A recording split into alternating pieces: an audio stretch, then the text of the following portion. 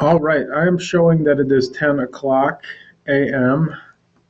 and we are going to get started with this technical assistance call for our new Vista host site application that is out. I'm Josh Vanek from Campus Compact, and I've got Lacey Fiore with me this morning as well. Squeeze on into that screen, Lacey. Say hello, please. Hi. All right. So it will take about a half an hour. Set aside some time for questions. If, as we are working through this, a question comes up, please don't hesitate to ask. Happy to, set aside questions at the end, time for questions at the end, but certainly as they come up. So please don't hesitate to let us know if we're moving through something and you don't quite understand what we're talking about.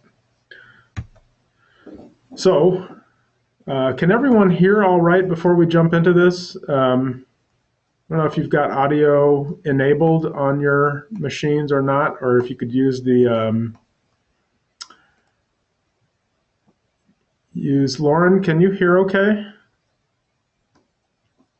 I'm not getting audio. Let's see here.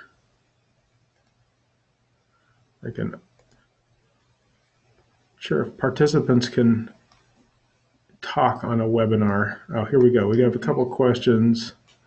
I can hear, but your picture covers the slide. Okay, I'm going to hide the thumbnail and see if that's better. So I'm hearing from both Lauren and Anita that the audio is okay. Okay, so hopefully the slide, you can see the slide now, and our picture isn't taking up the whole screen. Make sure here. We'll make sure. So we're going to move into the rest of the presentation here. See if we can get it going. So Lacey and I work for Montana Campus Compact, and that is a 17 college campus network of Montana University system institutions, tribal colleges, private colleges, and community colleges as well. Our website is mtcompact.org if you want to dig in there and kind of look around more at what we do. Big part of what we do is administer VISTA program, and that's the reason for the call today. One of the large benefits we put out to this network of campuses is the ability to host a full-time AmeriCorps VISTA member who can help them advance a project that addresses needs in their community. So our kind of taglines are higher education and service to Montana and educating citizens, building communities. We're part of the National Campus Compact movement with over 1,100 campuses across the country that support this same idea that higher ed really has a critical role in supporting communities as they deal with some of their most challenging issues. Obviously, education is a huge part of that historically, and Campus Compact exists to continue to really promote and advance that mission. So our current affiliates there, as you see, are Fort Peck Community College, Montana Western, Montana State University, Great Falls College MSU, Flathead Valley Community College, University of Great Falls, Salish Kootenai College, Rocky, Dawson, Little Bighorn College, Blackfeet Community College, Montana Tech, MSUB, Helena College, MSU Northern, Carroll College, and the University of Montana. So Lacey and I work out of an office where our office is hosted by the University of Montana. And in Missoula, we oftentimes refer to it as the network office. So a quick overview of our VISTA project. I guess if you do have questions, since the audio doesn't seem to be enabled, please just type them up, and I think I'll get a notice, and we'll do our best to address the questions as they come up. Um, so the VISTA program, as you probably know, dates back to kind of roughly the same time as the creation of the United States Peace Corps. It's oftentimes called the domestic equivalent of the Peace Corps, so it's just had its 50th anniversary recently. We call it a national service program, meaning that the folks that come on and do a year very much are doing a year of service, getting paid essentially at the poverty level, and doing work that really addresses some of our most critical community needs. What makes VISTA unique is that it has a very clear anti-poverty focus.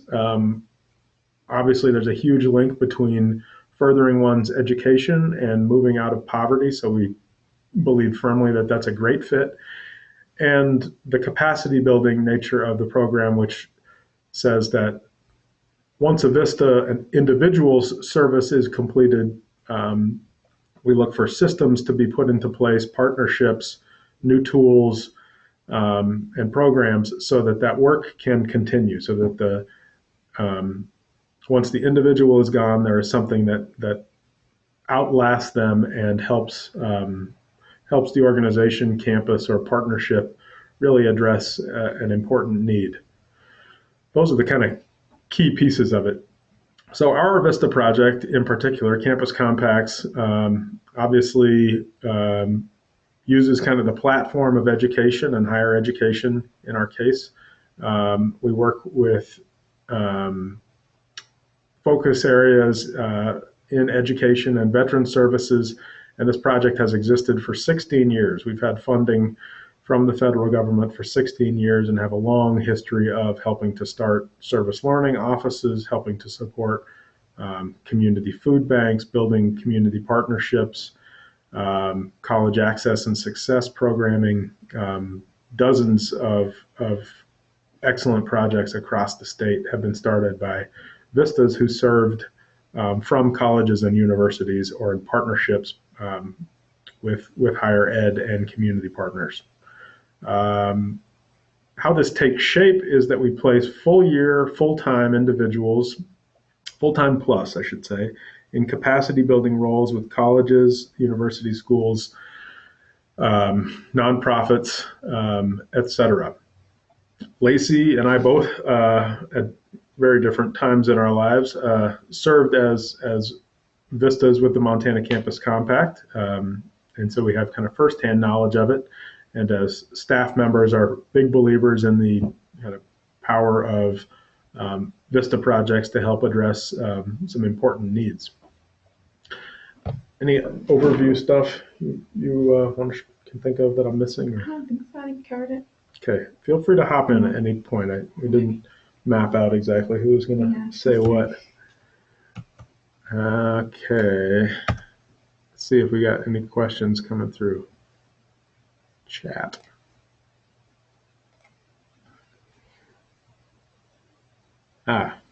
Joe lets everybody know viewers can manually adjust the size of the inset picture too. So maybe we'll go slightly bigger, and if we're looking too big, feel free to shrink us or minimize us. So like I said, our focus areas are college access and success, K-12 graduation and readiness, and veteran and military family support. We believe a lot of things fall under particularly college success. We've done work with campus-based food pantries, sort of from the thinking that, you know, if a student is hungry or food insecure, their ability to be a successful student is pretty significantly reduced. It's a pretty big umbrella, as I see it, that supports both access and success. So we really look for local communities to kind of be creative and say, look, here's what we see as needs. You know, we'd like to request a VISTA for this, and typically our answer is yes. We'll figure out a way to work with it. So our campuses use strategies like as they're addressing these focus areas, um, strategies like partnership between higher ed and K-12 or higher ed and nonprofit. Mobilizing student volunteers is a huge strategy that um, comes out of successful VISTA projects. Faculty and campus engagement broader than students, so looking at ways to engage um, across the institution, faculty members, staff members, um, purchasing and kind of the local food, and hunger and nutrition area. Lots of examples of engaging whole campuses in addition to simply mobilizing student volunteers. And increasingly, we're seeing folks talk about the need for greater community-based work study, and partners are really asking for, how can we have a long-term relationship where we, with a campus that kind of steers multiple work study students to us to help us kind of on the frontline kind of nonprofit or educational work that they're doing.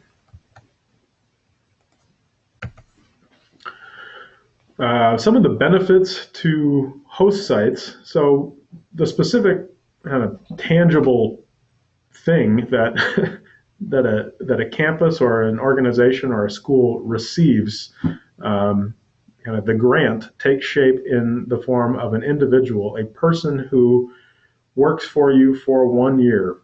And specifically, that person is really tasked with building your capacity to do the kind of work that addresses the need that you've identified. So if you're saying, look, we're not seeing enough people come to college to meet kind of the needs that employers have in this community, or to move people out of kind of generational poverty in this community, we've got a great resource here, but we want to kind of really promote it.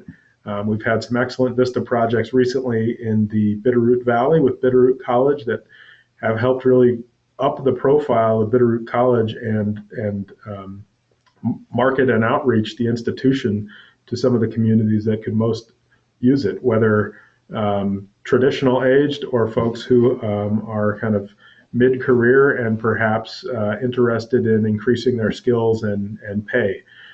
So we really look for campuses and communities to tell us what their needs are in this.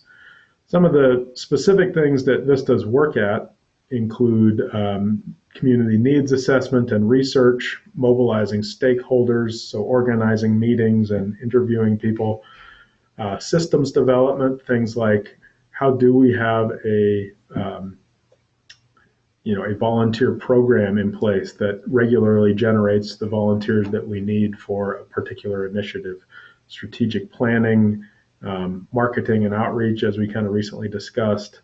Partnership development, I think, is a key piece of this. How do our institutions really support the communities where they're located so that there's a reciprocal relationship that is developed, so that feeder high schools better understand what institutions are about, and that higher ed institutions really capture more students as they're completing high school and minimize the gap between post-secondary and high school. Grant writing and fund development. We have some very successful grants written by VISTAs, including CS Mott Foundation grant that is currently funding the Montana After School Alliance, housed with the Greater Gallatin United Way in Bozeman, but very much kind of the advocacy wing for after school in Montana, written by a Campus Compact VISTA originally. Volunteer system creation and recruitment. So like I said earlier, tools to ensure that volunteers regularly are being placed with an organization or school. Partnership development and evaluation and sustainability, thinking about how do we know whether we've achieved what we set out to and really measure it well, and how do we continuously improve this initiative and sustain it long term. So these kinds of activities are kind of in contrast to more hands-on direct service sorts of roles, where folks would come in and kind of serve as tutors or something. Vistas really are more behind the scenes, working with boards, working with community leaders, and saying, what do we need to put into place to address these needs? Benefits continued. So if a candidate is being relocated, we do a lot of approximately half, maybe. I'd say maybe even more. Maybe even more. Yeah. At least half or 60% of our VISTA placements are folks that have moved from elsewhere, either in Montana or from other parts of the country to serve for a year. And we pay them a relocation mileage and kind of lump sum for their relocation costs, if that's necessary. You also can, as host sites, recruit from communities directly, and we see great results with that as well. We administer payroll for these individuals and health care. They get paid approximately $11,000 annually. They get a paycheck every 2 weeks, so we administer 26 biweekly living allowances. Technically, these are called, and like I said, these are based at the national poverty level. So nobody really makes a lot of money at this. Vistas also receive big post-service benefit is an AmeriCorps Education Award voucher. So this thing is pegged with the Pell Grant and currently is valued at $5,731. In the case of Vistas, they also get the option of receiving cash, which is significantly less. I think it's $1,500 if they choose that route. And then a big part of what we spend our time at actually is providing training and support for Vistas and their site supervisors to make sure that they are connected with the resources that they need so that they can be effective. So to apply, I think most folks have probably found their way to the application that is out on our website. We ask that folks complete it and submit it in Word format so we can easily copy and paste. We use this application for a couple of things, both our approval with the federal funder and in recruitment. So having a easily kind of copied and pasted Word version is hugely helpful for us. And then we need the Memorandum of Understanding, or MOU, and the other attachments with signatures. We need both that electronically, just a quick scan and sent along with with the application. And then we need the original. So this is actually a federal requirement that we have signed ink copies of the MOUs. And then our office reviews these applications. We make sure that they align well with what the intent of the funding is. We'll probably have a negotiation or clarification with everyone that submits one to make sure that we understand specifically what the proposed project is about and that it meets the needs. Once we kind of get everything settled, we kind of let folks know you've been awarded a position. And then it is kind of off to the races with recruiting the VISTA member. So some of the tips for the application, the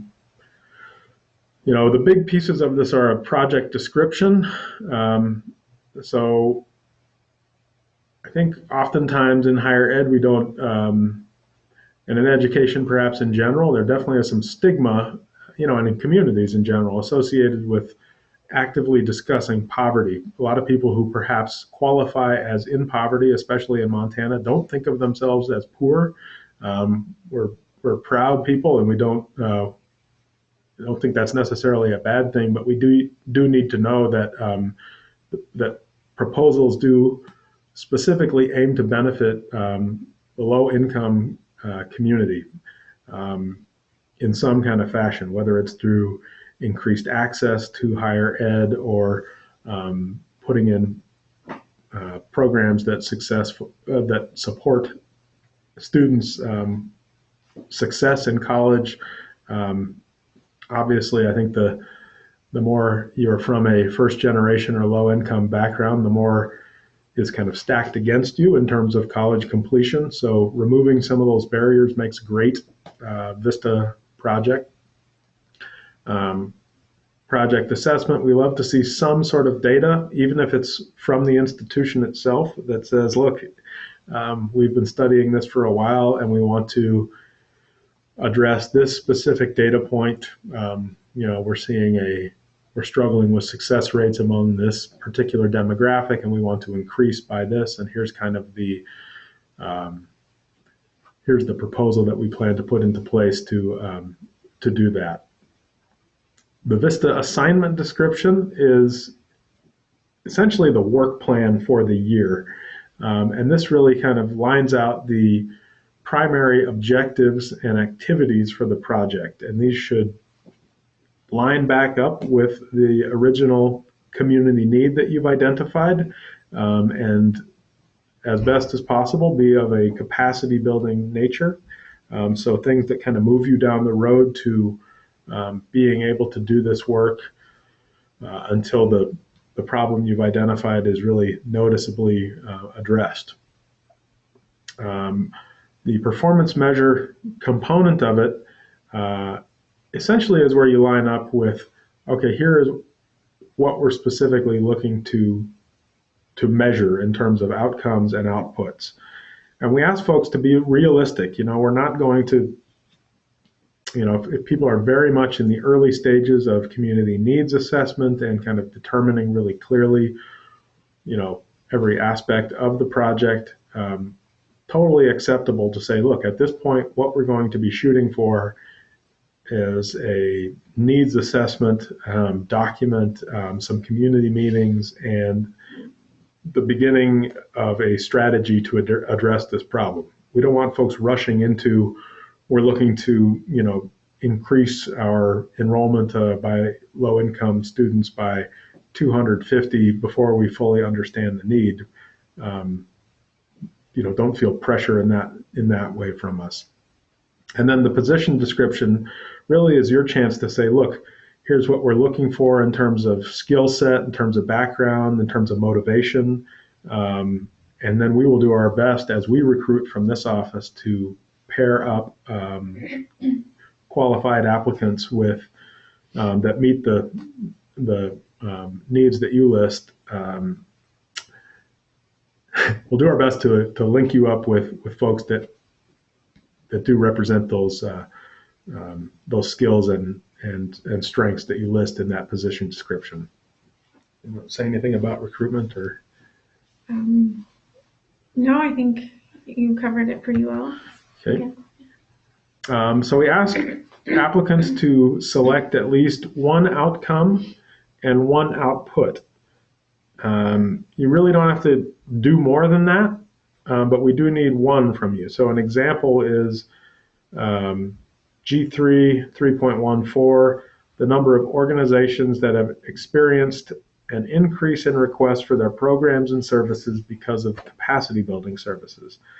So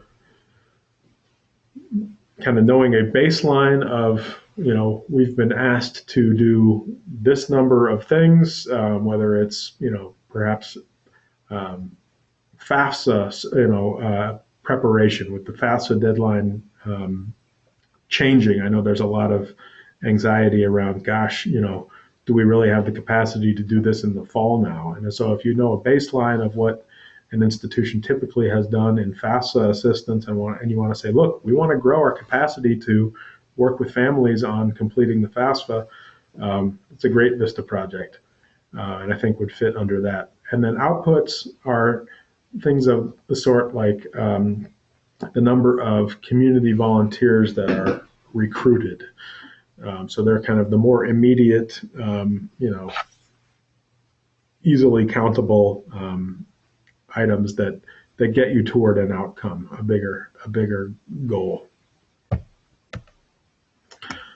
This is essentially what the performance measure page looks like. So read through the outputs and outcomes and kind of see what best fits with what you're trying to do. There may be some creativity necessary here. So at this stage, this is a good spot if you're kind of getting hung up and saying like, gosh, I really don't see a perfect fit to what we're trying to have done. Good to call either Lacey or me, and we can walk through and kind of figure out what might make the most sense. But this kind of turns into specifics all of the various activities that VISTA projects carry out. So the cornerstone piece of what the Compact VISTA project is about is supporting campus community partnerships. A couple examples are between the Girl Scouts of Montana and Wyoming and the University of Montana's Greek Life Office, which has kind of for several years now been feeding volunteers to support Girl Scout troops that connect first-generation low-income girls with visits to college and great educational programming. And then the Kids Link after-school program in the Gallatin Valley and the MSU Education School of Education, or College of Education, which similarly streams a number of college students into supporting great after-school programming in the schools in the Gallatin Valley. And there are all sorts of examples like that.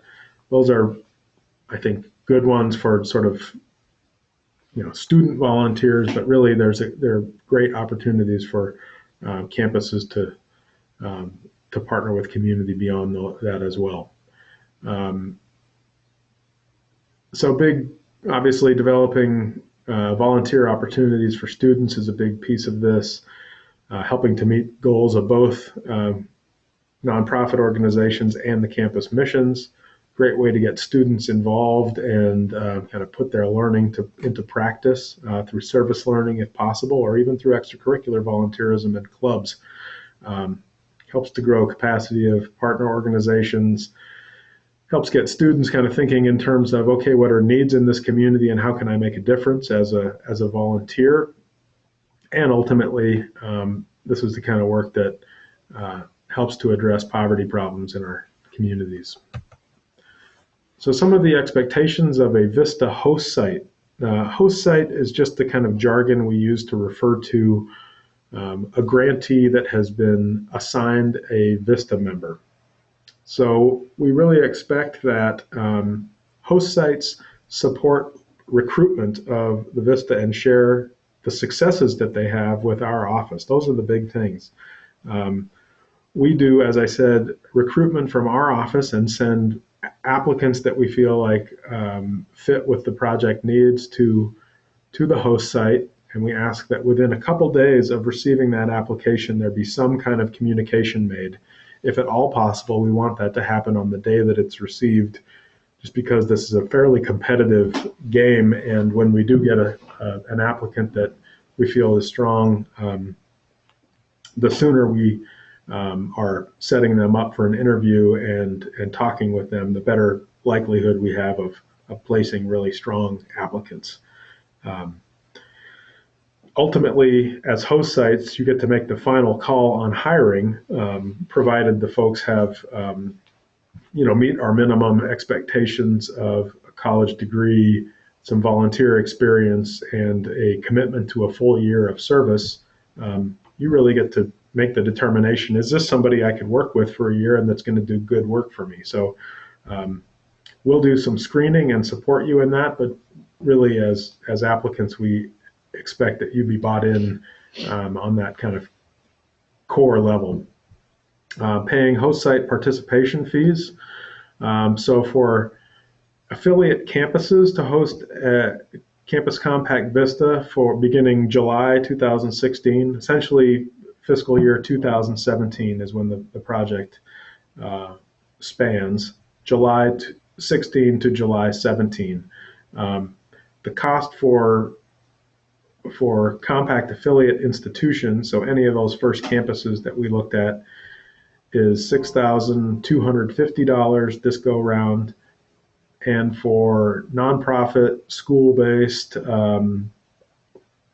anybody outside of the Campus Compact network, that cost is $8,350. $8,350. That difference is made up by the fact that these members of Campus Compact all are dues-paying affiliates, and this is one of the ways that we deliver value on those dues. So we feel that difference is justified, and we really do our best to keep those costs as low as we possibly can.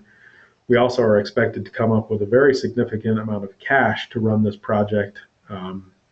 Annually, it's pretty close to $100,000 as a mature grantee, and with a pretty large VISTA grant. Those are just the realities we exist with. But we do see great results and feel like it's a good fit for folks. And obviously, we expect that on some key level, each host site really has committed to advancing a campus community partnership. So for the July recruitment cycle, we do recruitment from this office through AmeriCorps.gov. We also place all of the approved host sites on our website, which is mtcompact.org. And we really encourage local recruitment of members.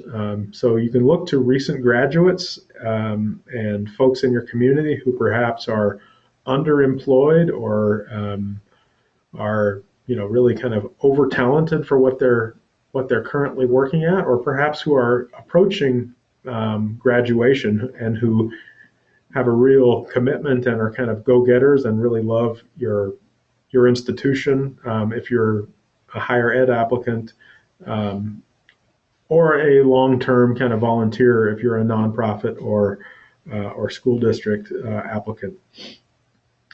So we begin applicant screening as soon as we get applicants. Everyone needs to apply through the AmeriCorps.gov system. So once your proposal has been approved, we'll send you the link, the specific link that folks can apply to, and then our office does that screening. And we send the qualified applicants on to you. So we make sure that these folks are meeting those minimum requirements in terms of education, service experience, and commitment. And then it's really kind of your choice on determining their fit for the work you need done. We expect good communication with our office. Just in that recruitment kind of phase, the folks that are most successful and get the strongest candidates are those that really regularly take a little bit of time to kind of let us know where they're at and stay on top of the communication side of this. There's a fair amount of it that goes into the recruitment process, but committing early on and saying, I get that, and I'm going to recruit actively and work with the Campus Compact office means that I think the results are better, and you get a person who you're happier with and who's able to really do the work that you need done. We then will send the official offer letter to applicants once we've heard from you. Yes, we've interviewed this person. We're excited to make an offer to them. We'll do that so that we know exactly where we are in terms of each applicant and each host site and manage that centrally. But like I said, you do make the call in terms of who the offer goes to. And then the placement paperwork begins. We need I-9s and completed applications and so forth, and our office will work directly with that applicant on getting all of that set up.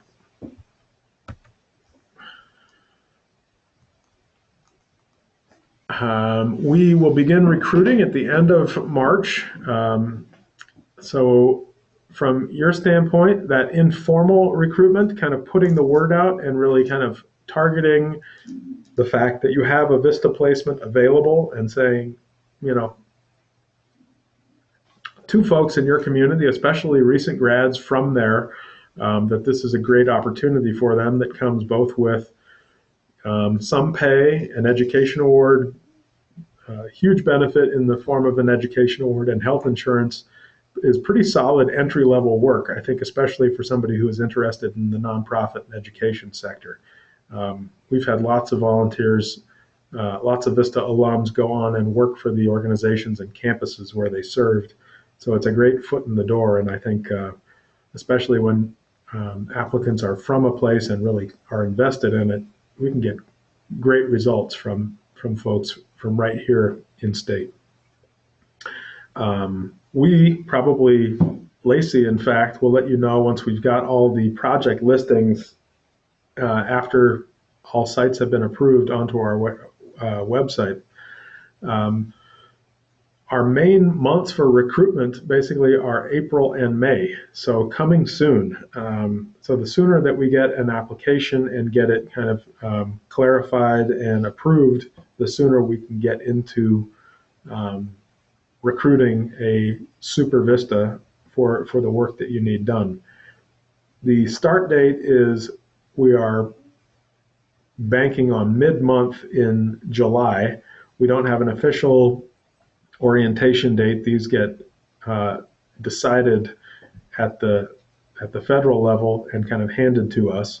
But we're presuming mid-July, and their official start date is the day after orientation. So typically what has happened is there is a 2.5 day long all-member orientation, and then there is a 2 day long campus compact training where we really dig into what does it mean to be in higher education, a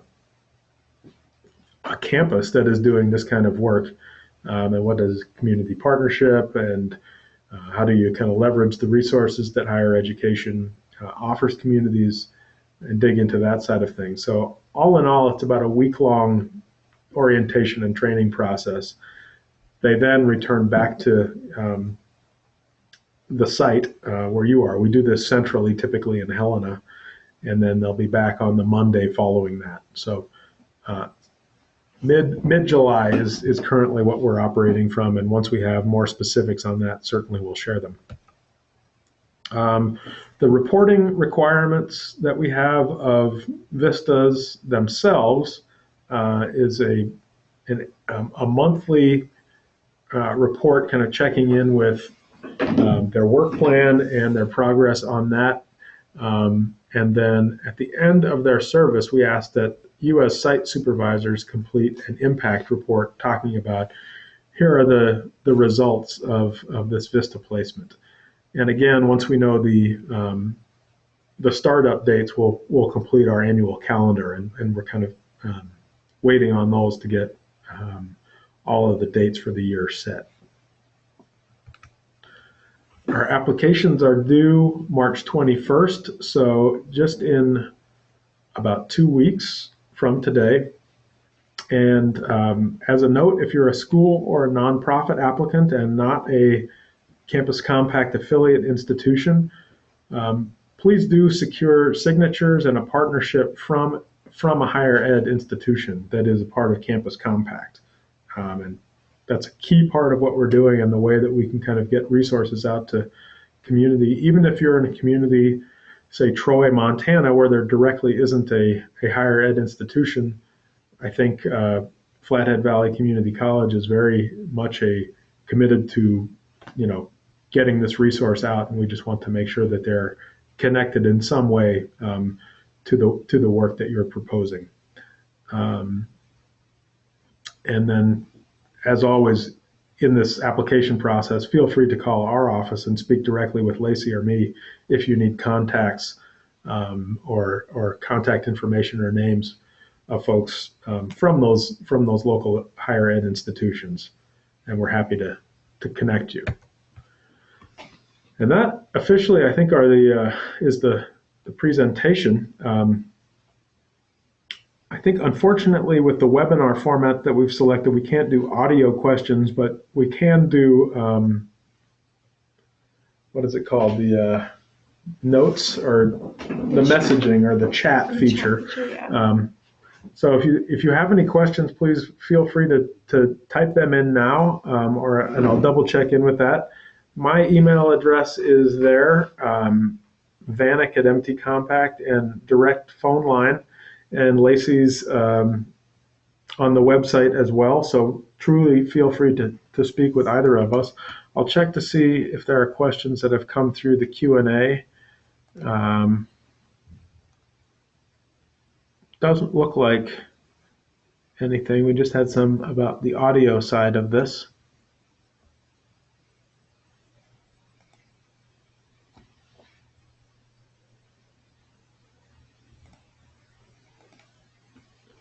Okay, well, we'll just expect that if you do have any questions, you'll reach out and let us know what they are, and we'll happily work with you on them. My big plug is that if you identify something that you're not sure whether a need, and you're not sure whether it aligns with what this program is about, please pick up the phone. We support all sorts of things, even if, for example, food pantries may not immediately strike one as a college access or college success kind of, undertaking, but we really view success as like all of the things necessary to support students as they are working on completing degrees and certificates. And obviously, if they have nutritional needs or their families are hungry, makes that a lot more difficult. So I think there's truly a lot that fits under both college access and college success. And we're excited to work with you on getting applications in. Okay, I'll check the Q&A one more time, and if not, just feel free to put in a call to us and follow up afterwards. Thank you for your time today, and we look forward to hearing from you.